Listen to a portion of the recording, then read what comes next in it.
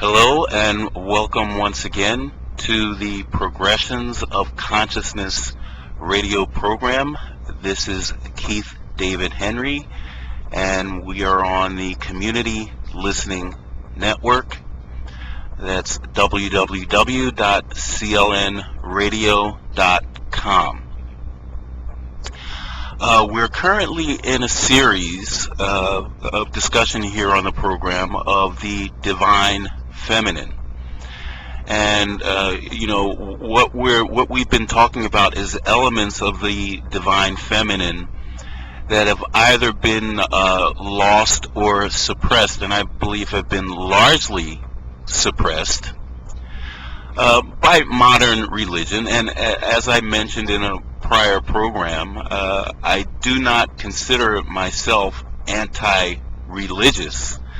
I consider myself really opposed to certain systems that are designed to squelch and squash, among other things, the development of the individual, the development and the acknowledgement or unfolding, or perhaps we might say the discovery of individual autonomy. I can't help but think about a verse of scripture where the scribes and Pharisees had confronted Jesus, trying to get him to commit blasphemy, and Jesus' response to them was, has not the scripture said that ye are gods? And there seems to be such an aversion in people's thinking today, such an aversion to the idea of self-acknowledgement, self-empowerment, self-appreciation, self-love. And one of the things I want to get into is what love really is, because I think is grossly misunderstood and has been grossly misrepresented in esoteric thought, particularly along the lines of religion. But I think it's extremely important to understand that for the most part, the things that have been suppressed are trappings of the Divine Feminine, development of the Divine Feminine. And if I had to make a distinction between the Divine Feminine and the Divine Masculine, for the sake of discussion, I would say that the Divine Masculine is the more mental or airy or conceptual ideals of God and manifestation, and the Divine Feminine is the more physical or emotional, the more dense energy associated with God. Not that God is divided into two parts.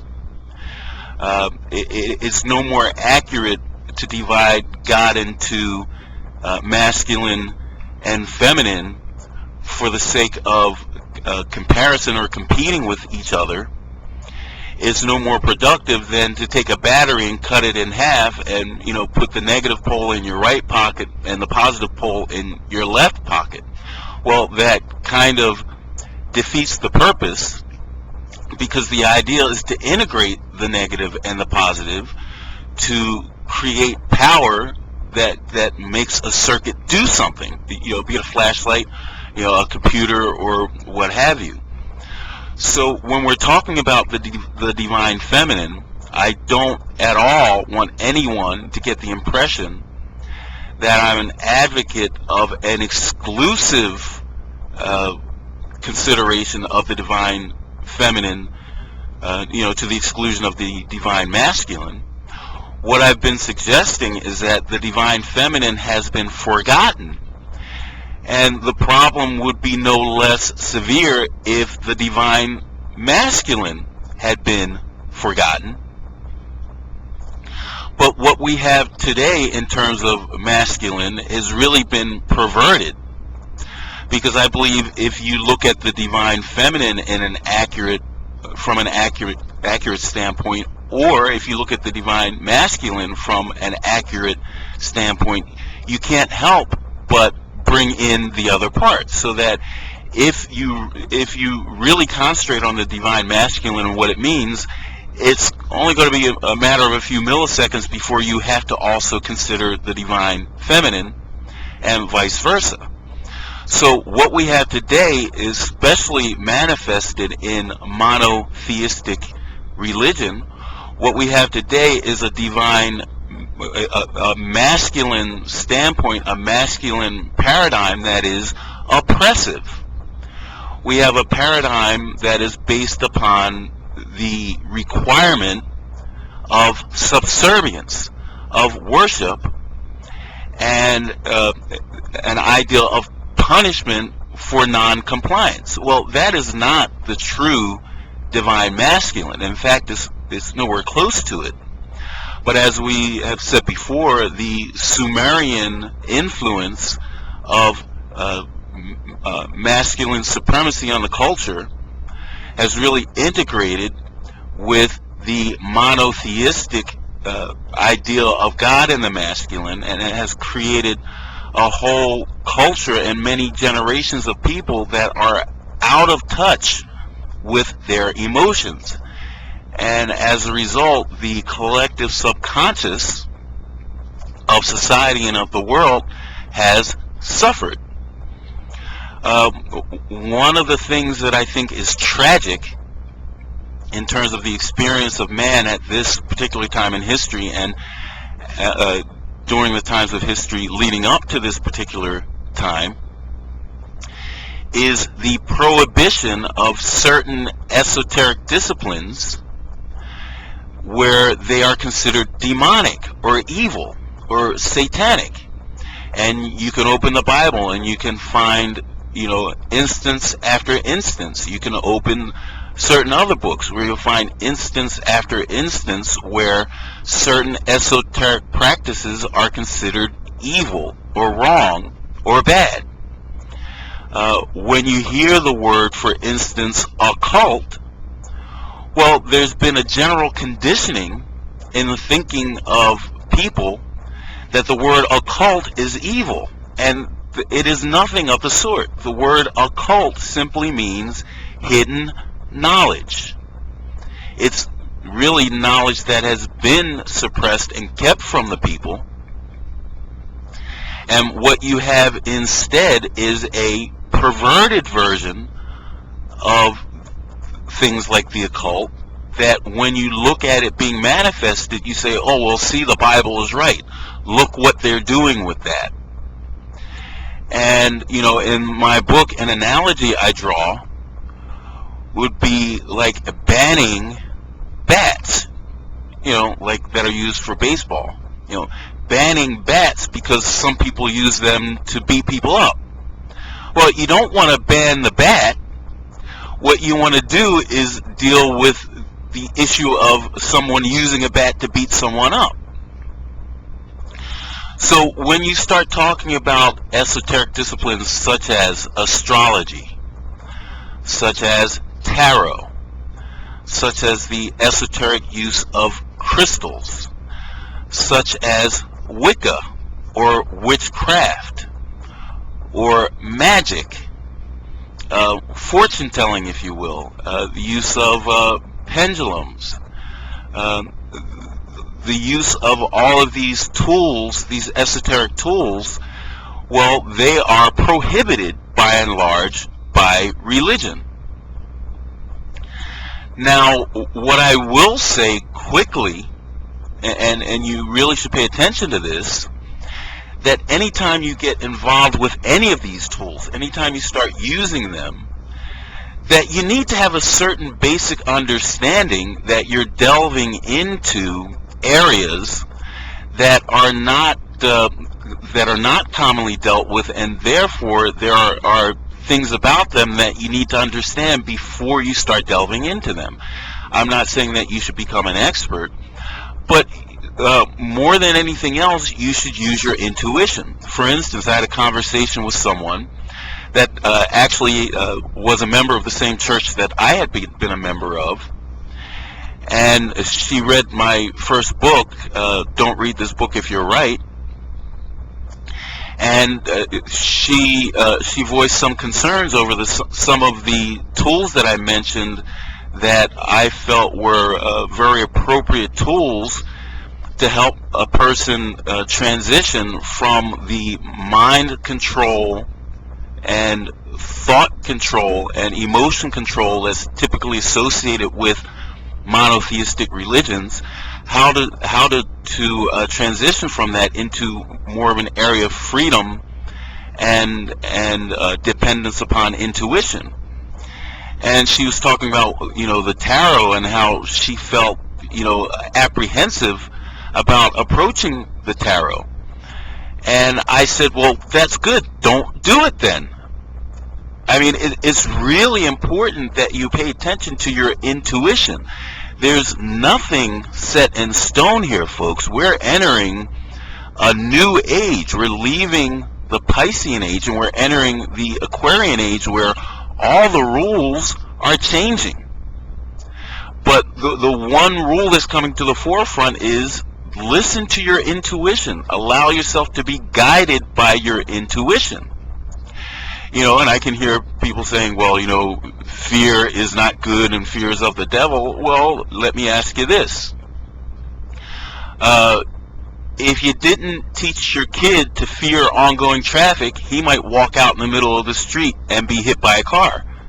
I wouldn't think that there's anyone that would disagree with him. So you teach them not so much to fear the street, but to be afraid of walking out into the street. Now, once they're old enough to understand, well, you look both ways, and you know that there are erratic drivers, and you know that there are people that are not going to be obeying the rules, and you have the presence of mind to be aware of your surroundings, well, now you don't have to be afraid. I mean, it would be kind of silly for a parent to be walking down the street holding their 18-year-old son or daughter's hand and encouraging them not to walk out into the street and getting angry with them if they did. Because we're talking about levels of development and of understanding. So it is the absolute height of folly for anyone to get involved with anything that they have a sense of apprehension about. And as I've said many times, you do not, it's not a good idea to throw anything away. The optimum process of development, of spiritual unfoldment, and of enlightenment is displacement, not replacement. In other words, try to avoid throwing out one thing and taking on another. Rather, reach into your intuitive imagination, reach into your emotional connectedness, your individual connectedness with your higher self, if you will, or with Source. Reach into the areas of imagination, which, that whole idea of imagination is just grossly underestimated as far as its importance in our development as individuals, which then directly speaks to the advancement of the collective as a society, as a race, and as a galactic or universal order. But that element of imagination is so important, not to be underestimated, extremely important. So when you're dealing with these esoteric disciplines, one of the primary things that will bring the most empowerment to you is your imagination, which I would say is a brother or sister of intuition. So, one of the questions that begs to be answered is, why are these sciences prohibited by religion? And, I think it may be irresponsible, and I can see how one would think it irresponsible to say, well, there was a conscious conspiracy to keep people from getting involved with these things, because if they got involved with them, then they would begin to develop their intuition, and they would begin to develop self-empowerment. And I'm certain that there perhaps is some level of that at play here. But I also think that there's an element of understanding that you can't just jump into these things with both feet unless you intuitively feel that you should do so, but that you should graduate into these things in a way where it is useful to you, where it is productive to you, and not destructive. But let's not throw out the baby with the bathwater. Let's not say these things are evil and bad and that you should stay away from them, but instead let's say the idea of prohibition is evil and bad, and that rather than basing your decisions on how to approach these things from a perspective of religious prohibition, that it should be approached from what is conducive to growth.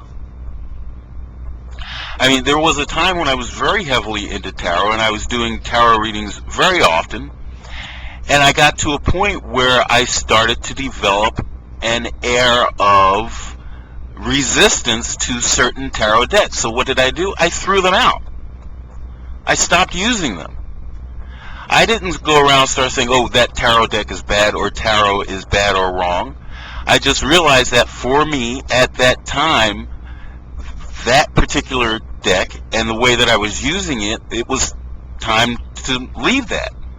And I still have a tarot deck. I haven't used it very often, but I feel a sense of connectedness to it and with it.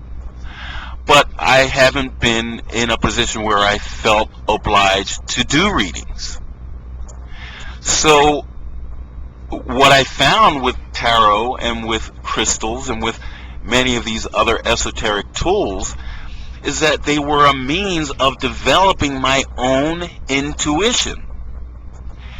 And if you look at these things as absolutes or the all to end all, well, really all you're doing is substituting one form of slavery for another, because it's very easy to get wrapped up in these things and to use these things instead of your intuition. Now, be very careful here, because I'm not talking about people who are tarot practitioners. If you're a practitioner, then obviously you're going to be involved with these things all the time. It's the same thing for crystals. If you're a crystal healing practitioner, then of course you're going to be involved in developing these things all the time. But you need to be aware that there are underlying esoteric, quote-unquote, unseen elements of these tools that may have implications that would cause you to use caution when approaching them. And as I said, that is the reason why you want to be extremely, extremely intuitive with your use of these things. And the more playful your perspective when you deal with these things, not only are the results more powerful, but the less you have to worry about problems. The less you have to worry about things that might solicit or elicit feelings of fear. But I must absolutely, again, repeat that there is an underpinning of religious thought that is intentionally designed to keep people from exploring their own internal empowerment. And these tools of esotery that I'm mentioning, magic, tarot, crystals, whatnot, these tools are designed to develop that internal, intuitive, imaginative connection with the self and with God. And these tools have been traditionally associated with feminine manifestations of religion or God worship, and they have manifested almost exclusively as paganism. You're listening to the Progressions of Consciousness radio program. This is your host, Keith David Henry, and we are on the Community Listening Network. I want to continue with my discussion of paganism, but while I'm thinking about it, I want to mention something that was mentioned to me by one of the listeners to the program. In certain of the broadcasts I've done, I've mentioned quotes from Adolf Hitler, and I want to make it abundantly clear that I have not the least bit of esteem for Adolf Hitler. In my opinion, he was one of the most, if not the most, evil men who used, many esoteric tools and even used religion to destroy people and to murder, to do every evil kind of thing that you can think of, and that I have no sense of regard for him whatsoever. And I just want to assure anyone that may have had questions along those lines that any quotes of Adolf Hitler's that I have used on the program were specifically to show how easy it is and how traditionally evil men have used the power of ignorance and the power of fear to further their agenda. So I have no love whatsoever for Hitler. If the man never existed, the world would be much better off. And I just want to assure everyone that, I'm not a fan in any way of Hitler's. I've never read any of his books. I happened to stumble across some of his quotes during my my studies into the esoteric sciences, and I found it fascinating that there he was saying outright, yes, you people, I'm controlling you and I'm destroying you and I'm using your own power to do it. And that was what was expressed through his quotes, and that's really the point that I've been trying to get to. Okay, so I don't want to hop on that. What I want to do is I want to get to a brief discussion about paganism and what it really is. And that's another one of those words that when people hear it, especially Christians and other monotheistic religions, when they hear the word pagan, there's this, conditioned and programmed aversion to the word itself.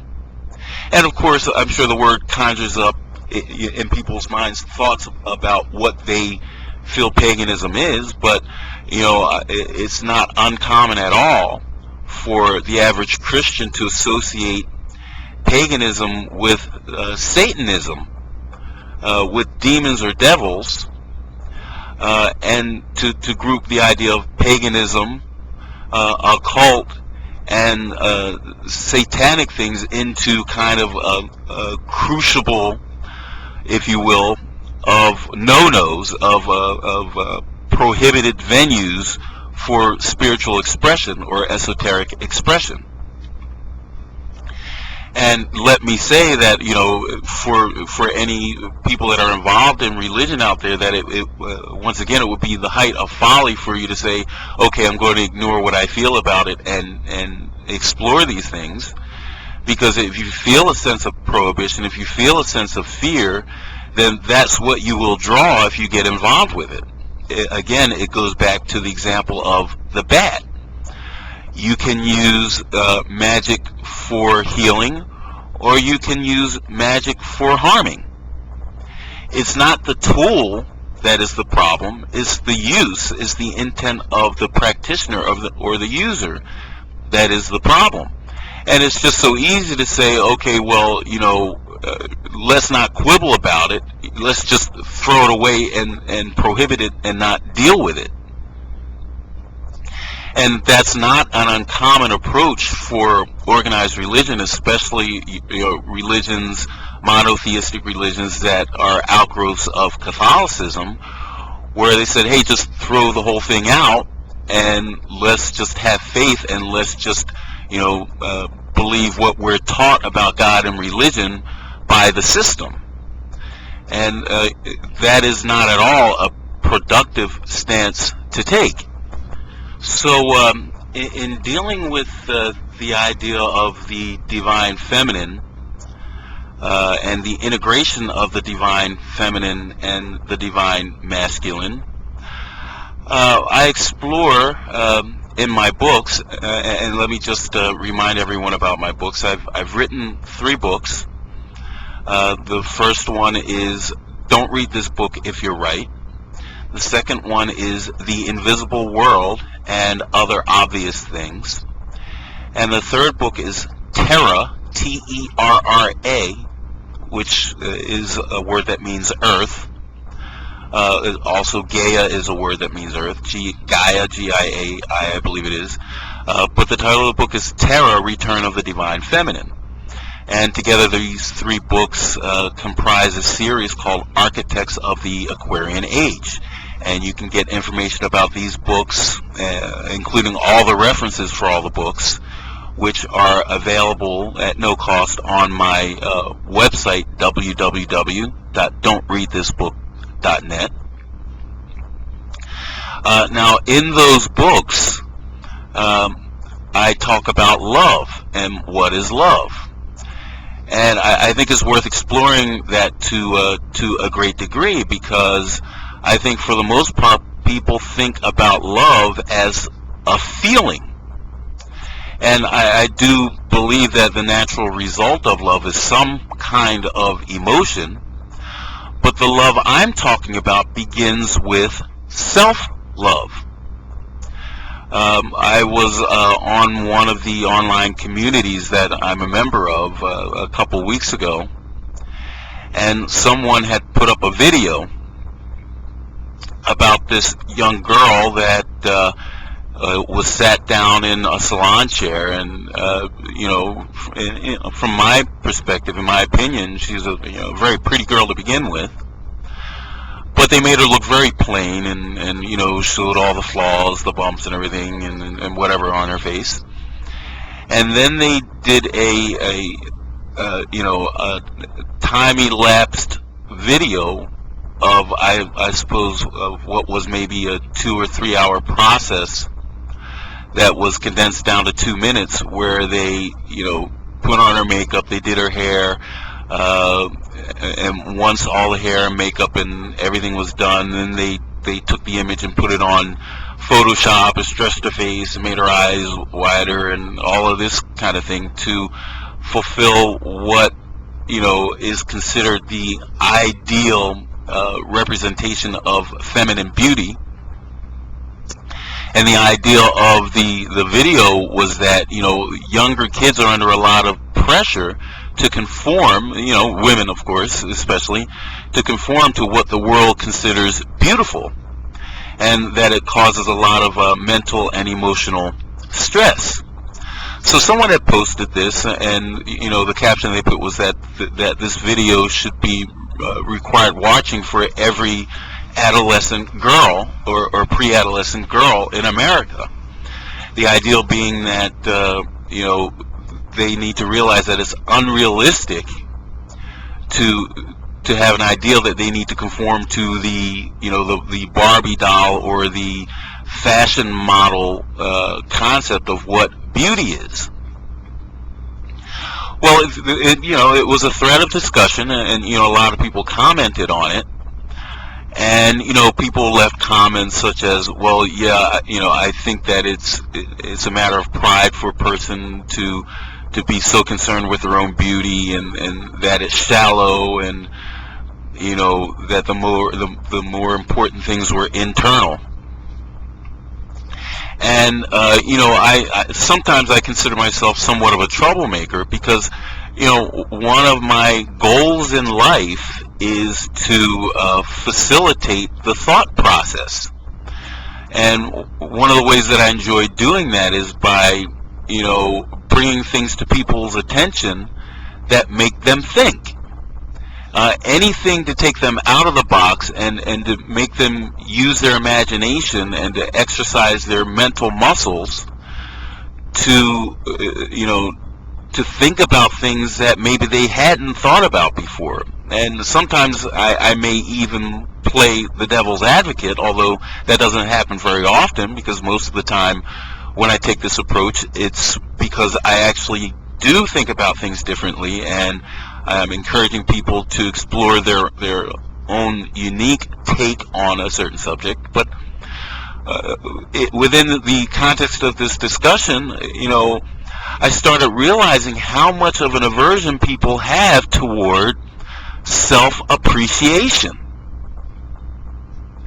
where they'll, where I've met many people in the past that women, for instance, that are just absolutely gorgeous in my estimation of things, or to me, and they say beauty's in the eye of the beholder, and they go around and they have this very, very strong sense of comfort with their beauty, and they say things like, well, if you have it, flaunt it. And of course you have those that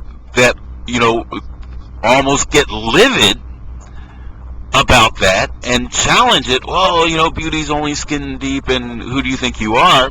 And I honestly believe that the person who feels, in the terms that I put it, that they are the greatest thing since sliced bread, or that feels very, very comfortable with their own beauty and appreciates their own beauty and feels the doesn't at all feel embarrassed about flaunting their beauty. I believe that is a very, very healthy thing, unless it steps over the line and says, well, I'm better than you because of my beauty, or because I feel that I'm more beautiful than you. And I think there's such a destructive paradigm, especially in esoteric or religious thought, that discourages a person from feeling ecstatic about themselves, that I think we need to be careful. Now, one of the things I've also found, and this is kind of a perennial example, where you have, you're walking down the street, and here comes a girl walking down the street in a mini skirt and pumps or whatever, and with the cleavage hanging out, if you will, and the makeup, and you're walking next to somebody, and they, especially and almost without exception, it's a woman, and she'll say, well, look at that, that's disgusting. She's flaunting it, and that's just terrible. And in a lot of instances, what I found is that the person making those comments is really uncomfortable with their own appearance, and they feel offended that this other person is extremely comfortable with their body to the point that they are flaunting it.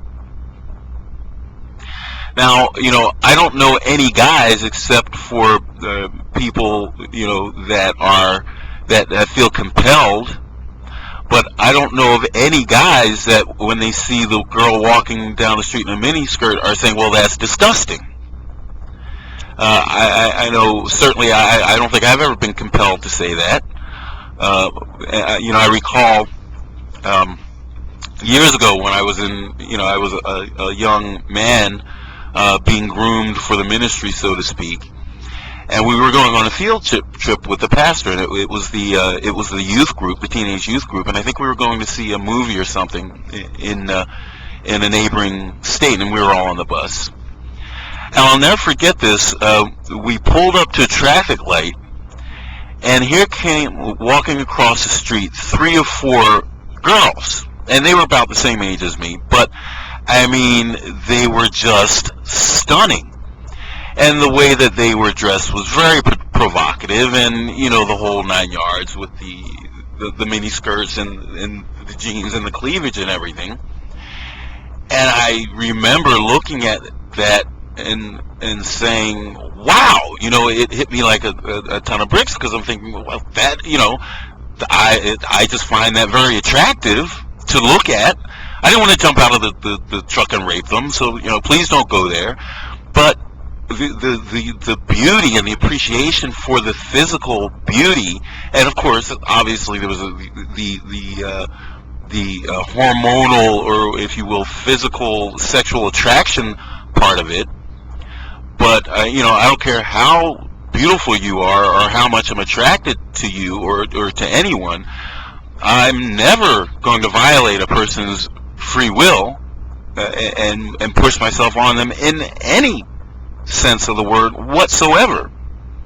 Which is one of the reasons why, I mentioned, for instance, in one of my books, why it's very difficult for me to grasp the concept of having a desire to have a relationship with someone that doesn't want to be with me. The guy that says, well, if I can't have them, nobody will have them. They take out a gun and they kill them, or they kill themselves. And I'm thinking, more than half the fun of a relationship is someone wanting me. So the idea of me wanting someone who doesn't want me is just foreign. It's never a feeling that I've ever had and can ever imagine having. If you don't want me, well, it's your loss. That's my feeling about it.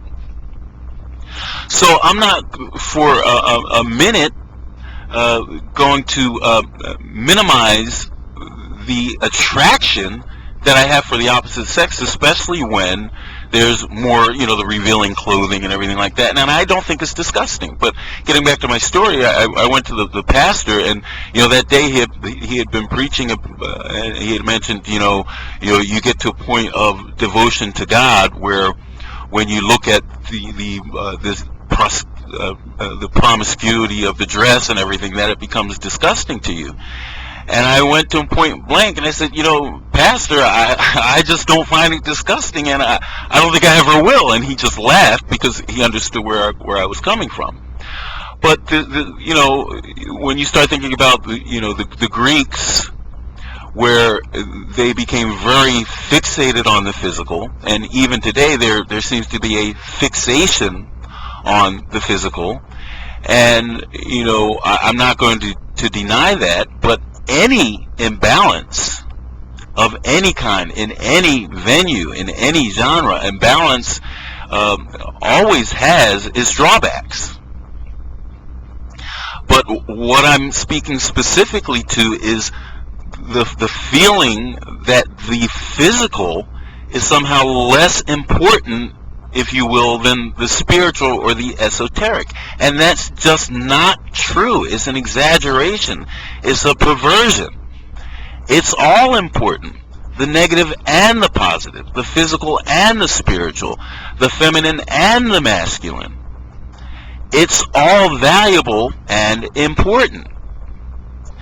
And typically, when a person feels a sense of aversion or a sense of disgust about something, more often than not, what they're doing is they are externalizing or projecting a feeling about themselves that they have refused to consciously acknowledge.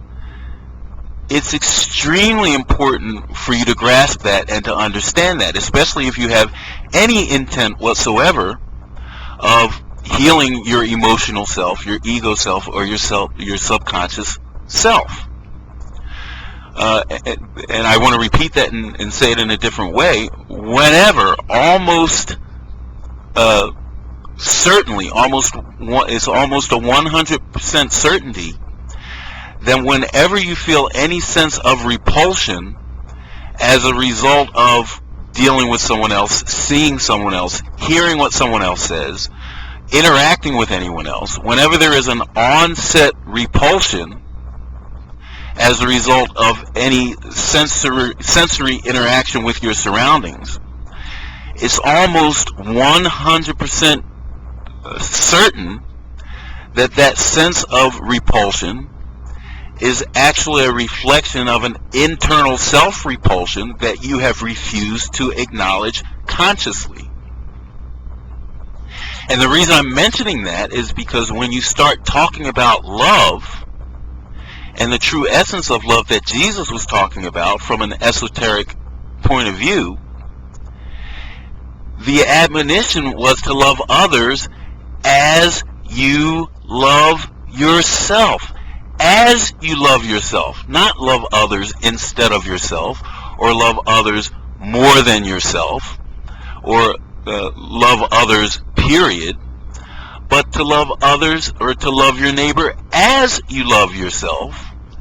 And that's such an important distinction for two major reasons. One, because the clear implication is that it's impossible to love others unless you love yourself. You cannot love others unless you first love yourself.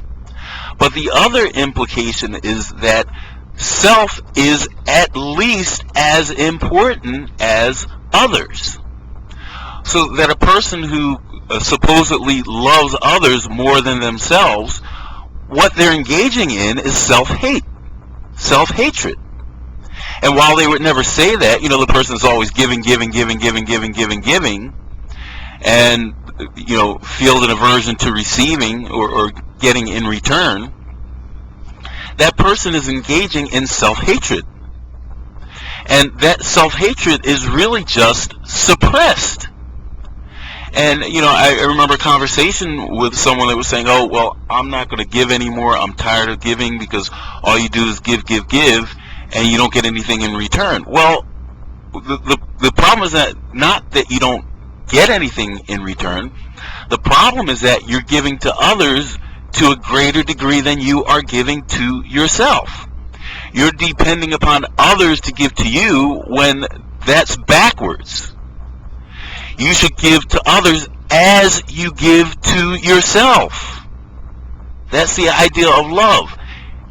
You use yourself for a model of how to love others. The way you treat yourself is your guide for how to treat others, not the reverse. And this dynamic has been so twisted and perverted to where we don't understand what love is. So now let's really talk about what love is. Is love the way that you treat others? Well, I will say that love is manifested, among other ways, in the way that you treat others. But true love, the love of God, if you will, whether you're talking about loving yourself or loving others, if I were to define love, which is often defined as, well, unconditional love, which is using the word in the definition, which I talk about a lot, is invalid. If I were to define love, I would say that love is an acute appreciation for individual autonomy. It is an acute appreciation for individual autonomy, individual sovereignty. And I know that it doesn't sound like there's a connection there, but there is, because when you appreciate individual sovereignty, then the idea of criticism or judgment goes away. Why? Because when you judge another, when you condemn and criticize another, you're doing it based on someone else's idea about what that person is doing. These are not your own internal ideals. These are ideals that have been programmed into you by some system that you have applied to yourself, and therefore you apply it to others. So that beautiful girl walking down the street in her miniskirt and her cleavage, hanging out, if you will, that sense of aversion and repulsion is judgment based on a lack of appreciation and acceptance of your own sovereignty, and a lack of your ability to present yourself physically in the way that you see fit. Rather, you're presenting yourself in a way that someone has conditioned or told you or restricted you to behaving or dressing or acting, and therefore you project that self-judgment upon someone else in the form of criticism or judgment. That is the antithesis of love. The true characterization of love is a person that says, well, I dress the way I dress because this is how I see myself. This is how I want to represent myself. This is an expression of my appreciation for myself, and I could care less how someone else dresses or how someone else behaves, because I acknowledge their sovereignty, I acknowledge their self-governance, I acknowledge their self as valid as myself, and therefore I do not judge them. I love myself, I appreciate myself, therefore I appreciate my neighbor. It's not about getting brownie points. It's about a genuine appreciation, understanding for one's own internal autonomy, sovereignty, intuition, imagination, and connectedness with Source, that then reflects in the same degree of appreciation and respect for my neighbor's autonomy, my neighbor's sovereignty, and my neighbor's connectedness to Source. Love is the ultimate expression of validity.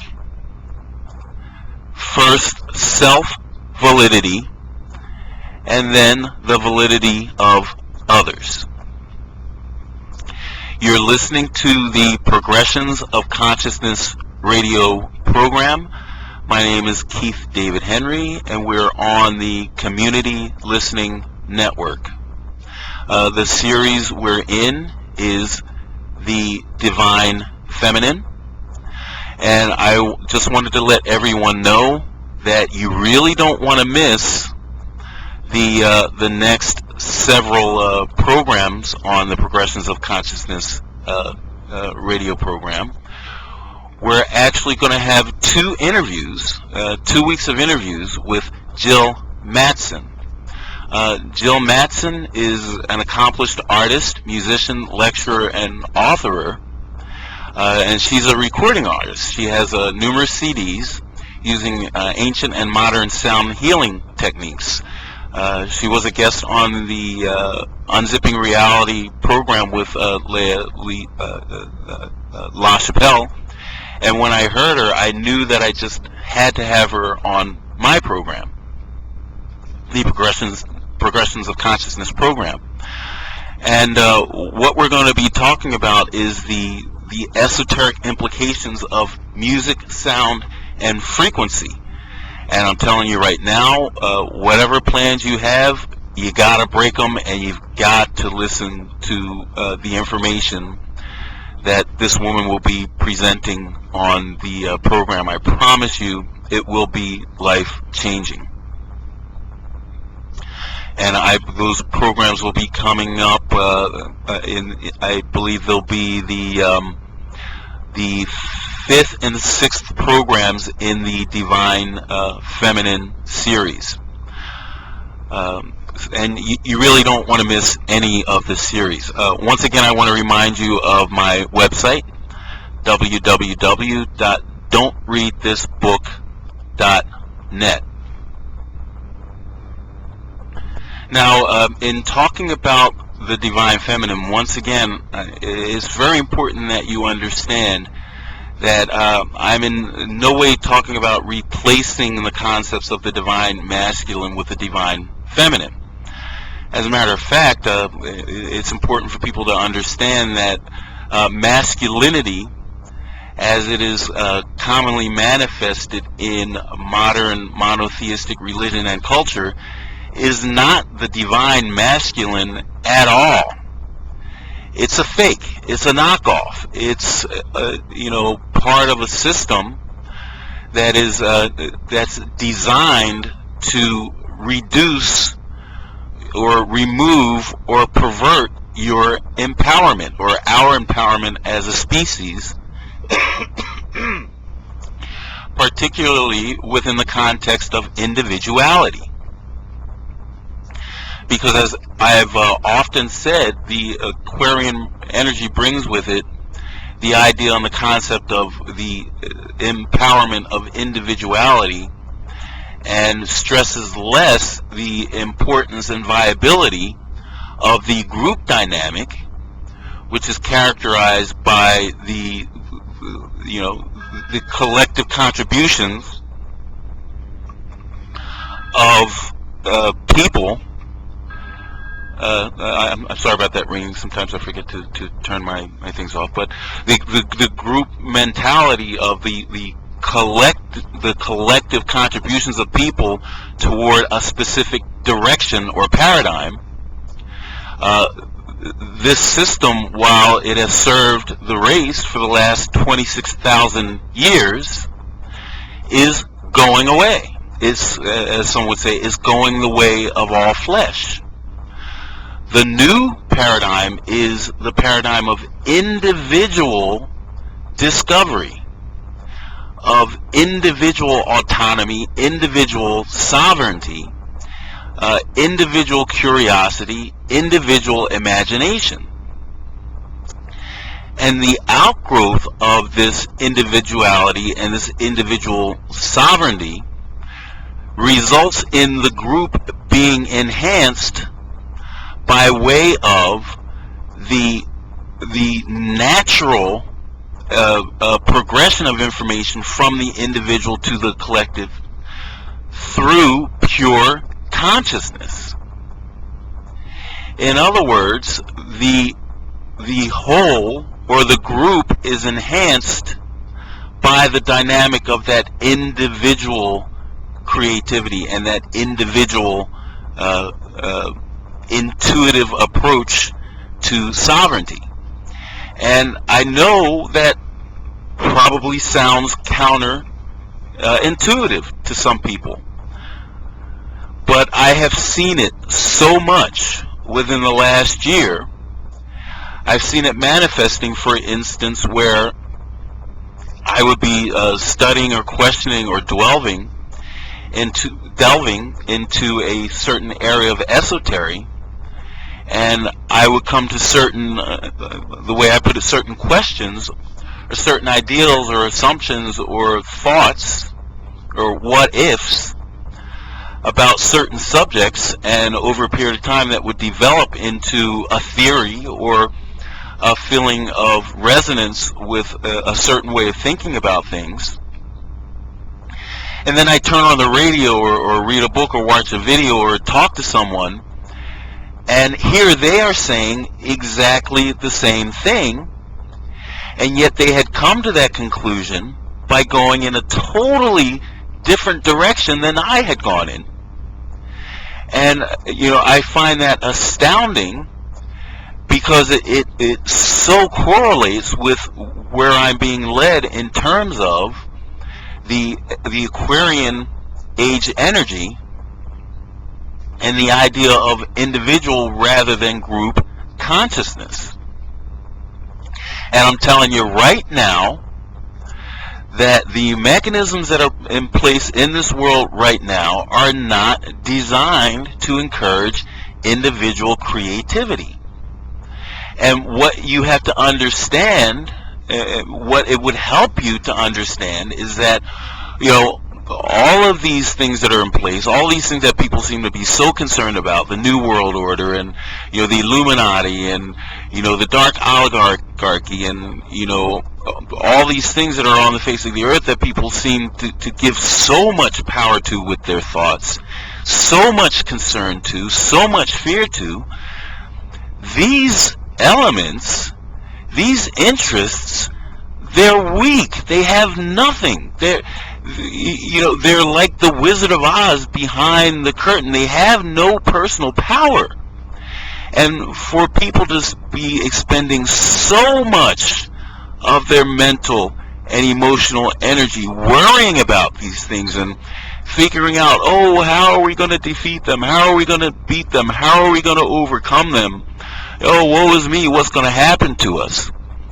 For us to be spending so much time worrying about what these people are doing is missing the entire point.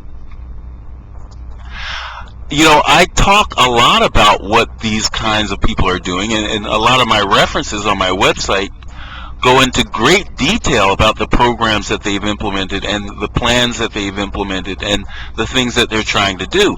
But I'm not talking about those things so you can get afraid and start digging underground bunkers and storing food. That's not the purpose. The purpose of revealing this information is to kind of slap people in the face and wake them up and say, hey, this thing that you're participating in that you call society and culture and reality, you're being duped. You're being fooled into thinking that something is real when it's nothing but a big sham that is being perpetrated against people for the express purpose of keeping them in fear, for the express purpose of siphoning off their creative power, their emotional power, their imaginative power, siphoning off that creative energy into creating what this small group of people wants, because they don't have the power to create it themselves. They're using our power. And by getting so involved in fighting these people and trying to stop them from doing what they're doing and being afraid and being angry at them, you're feeding them exactly what they want you to feed them. You're giving them validity. You're giving them strength.